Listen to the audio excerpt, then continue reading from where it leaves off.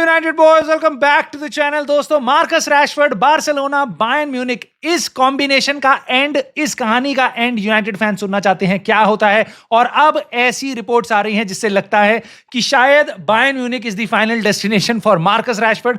बात करेंगे इसके बारे में डिटेल में, साथ ही साथ योकेरेश का फाइनल प्राइस क्या तय हो चुका है उसके बारे में बात करेंगे। यूनाइटेड को क्या ये सिचुएशन अटैक करनी चाहिए? क्या एनकुकू हमारे पास आ सकता है? उसके बारे में बात करेंगे। और ब्रायन एम्बुएमू, इसके पीछे हम इतने टाइम से पड़े हैं, क्या हमारे को कोई चेंज ऑफ अप्रोच करनी चाहिए? उसको मैं डिस्कस करूंगा, आपकी राय जानना चाहूंगा, आपके हिसाब से वो ठीक है या नहीं है। और लॉरी विटवेल ने कुछ अपडेट दी है डिएगो लियोन के बारे में, जो लेफ्ट बैक है पैराग्वे से जो आ रहा है। उसको सुन के शायद कुछ यूनाइटेड फैंस जो ऐसा सोच रहे थे वो सीधा फर्स्ट टीम में आएगा और वो प्रीमियर लीग को आग लगा देगा, शायद अब उनको रियलिटी चेक मिल रहा है। और उसके अलावा भी बहुत सारी ट्रांसफर से रिलेटेड बातें करेंगे, जो टॉप ट्रांसफर चल रहे हैं। सो काफी कुछ होगा इस वीडियो में, आपको पसंद आएगा। और आएगा तो प्लीज लाइक करके सपोर्ट जरूर करना, कमेंट करके जरूर जाना इन टॉपिक्स पे, और सब्सक्राइब कर लेना अगर अभी तक नहीं किया तो। दोस्तों, सबसे पहले मैं आपको बात बताता हूं, जो सबसे बड़ी न्यूज है, मार्कस रैशफोर्ड की कहानी आप चाहते हो इसका एंड देखना, राइट? और जितना जल्दी हो उतना अच्छा है, क्योंकि it is pure profit. Now Barcelona के साथ क्या चल रहा है भाई सीन? बार्सिलोना के साथ देखो, वो निको विलियम्स पे पहले जा रहे थे, अब वो निको विलियम्स की उनकी कहानी खत्म हो गई है। निको विलियम्स ने एथलेटिक बिल्बाओ के साथ अपना कॉन्ट्रैक्ट लंबा साइन कर लिया है। नाउ अब वो जा रहे हैं लुइस डियाज के पीछे, अब उनको मना कर देगी लिवरपूल, वो फिर आएंगे मार्कस रैशफोर्ड के पास। ना मार्कस रैशफोर्ड के बारे में बताया जा रहा है बार्सिलोना इस टाइम पे कुछ भी नहीं छेड़ेगी। उनको पता है यूनाइटेड मार्कस रैशफोर्ड को सैलरी दे रही है इतनी ज्यादा, और अगर वो लेटर इन द विंडो आते हैं तो शायद उनको परमानेंट ट्रांसफर ना लेना पड़े, क्योंकि इस टाइम पे यूनाइटेड का स्टांस बहुत क्लियर है।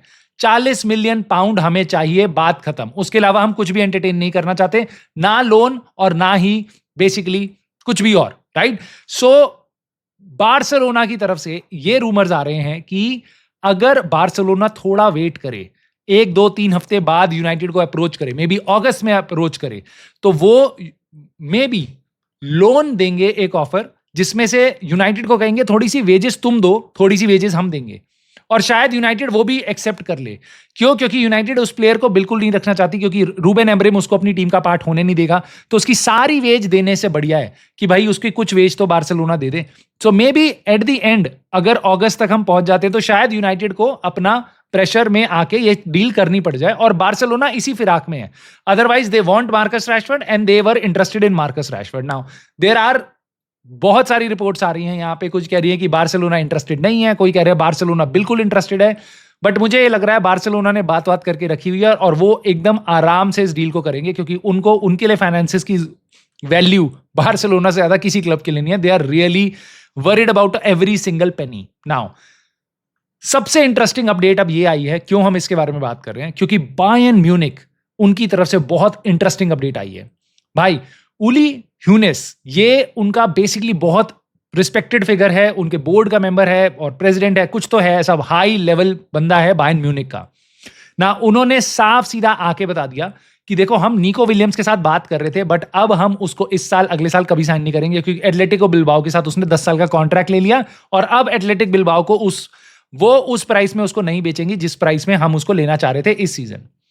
ये इसके बाद भाई बंदा नहीं रुका, उसने ये भी बोल दिया राफेल लियाओ, एसी मिलान का फॉरवर्ड, उसके साथ हमारी कोई डील अब आगे नहीं हो रही, क्योंकि पहले कुछ बातें हुई थी but they did not move in the positive direction. Now this is incredible. Now why?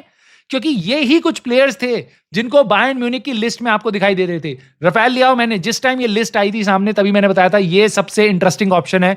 May be Bayern Munich किसी प्लेयर को लेगी, वो उसके साथ बात कर रही है, ये रूमर्स आ रहे थे, उनकी बात चल रही है, अभी कंफर्म हो गया, बात चल रही थी, बट वो पॉजिटिव डायरेक्शन में नहीं गई। मार्कस रैशफोर्ड उस लिस्ट में था, लुइस डियाज उस लिस्ट में था, जो अब नहीं होगा, और उसके साथ साथ आपका निको विलियम्स था, जो नहीं होगा। मुझे लगता है बायर्न म्यूनिक 40 मिलियन पाउंड देना बायर्न म्यूनिक के लिए कोई भी बड़ी बात नहीं है।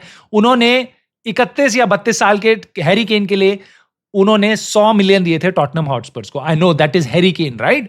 बट और उसको उसके बाद उन्होंने 4-4 लाख पाउंड की सैलरी भी दी है। तो Bayern Munich can spend, right?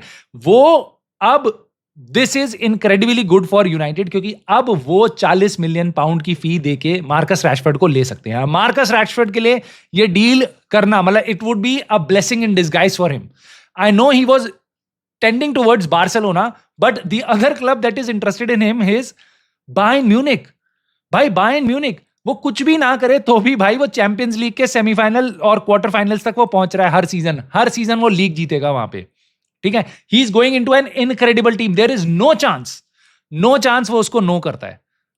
Side गई Barcelona, United will never entertain it.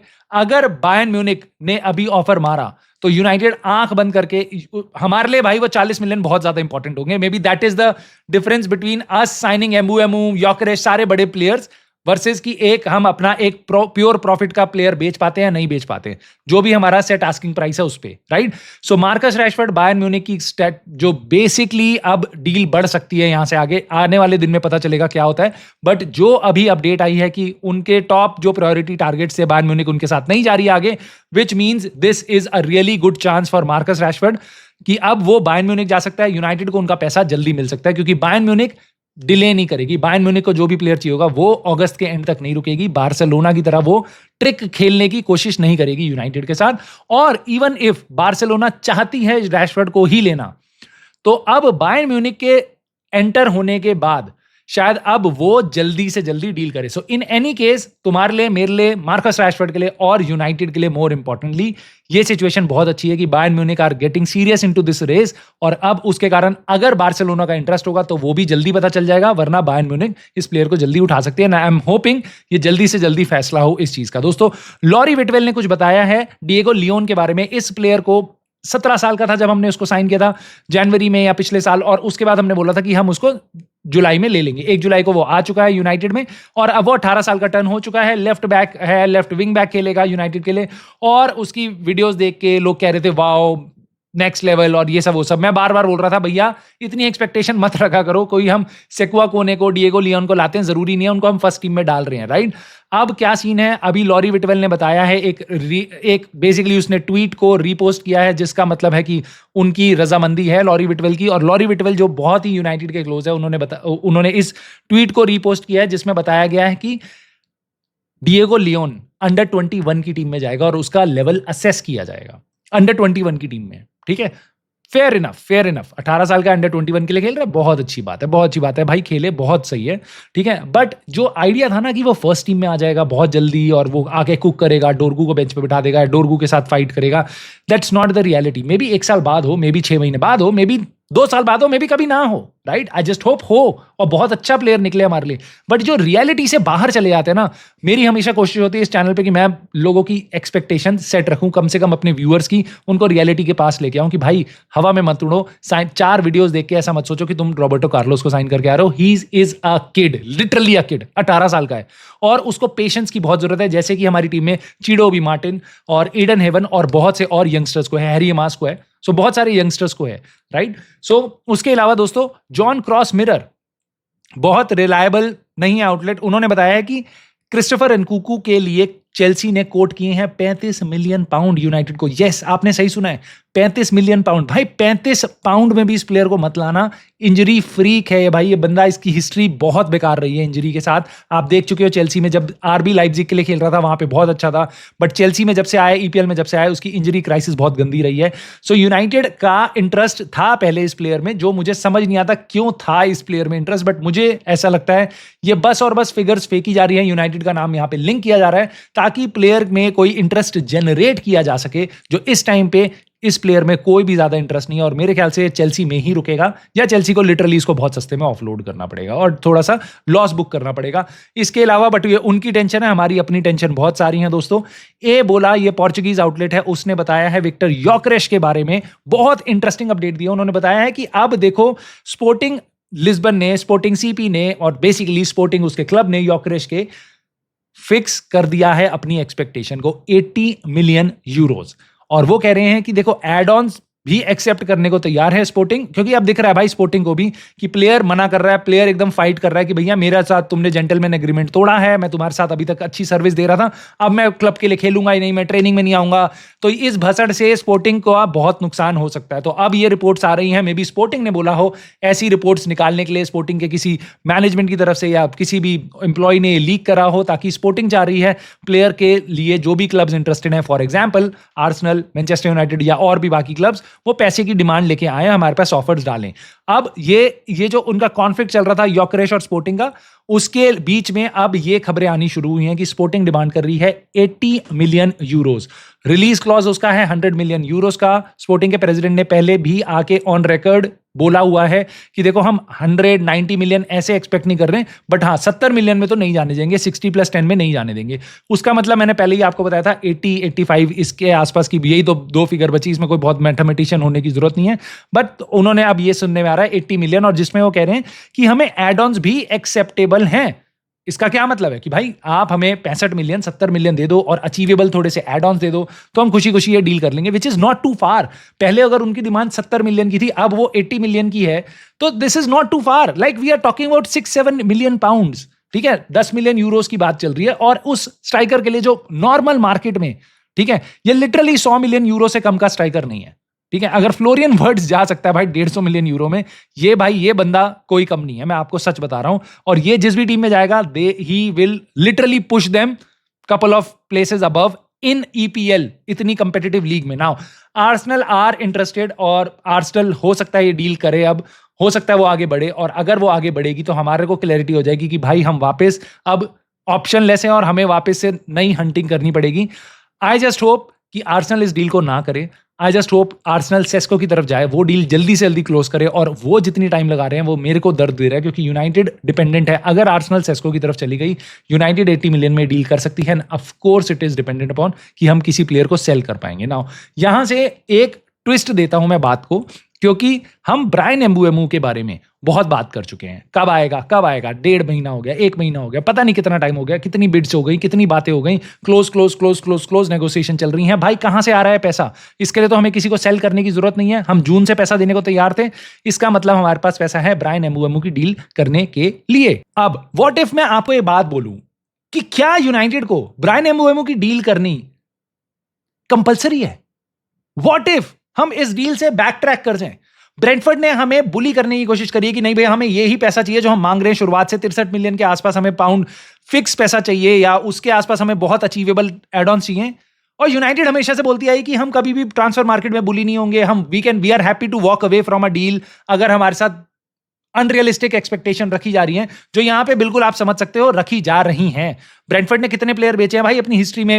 65 million के, राइट? अब वो बेच रही है, और यहां पे मुझे ऐसा लगता है कि यार होल्ड ऑन, ये वो प्लेयर है जो लिटरली यूनाइटेड आना चाह रहा है, ये वो प्लेयर है जिसका 1 साल का कॉन्ट्रैक्ट बचा है, ऑप्शन है ब्रेंटफोर्ड पे 1 साल एक्सटेंड करने का।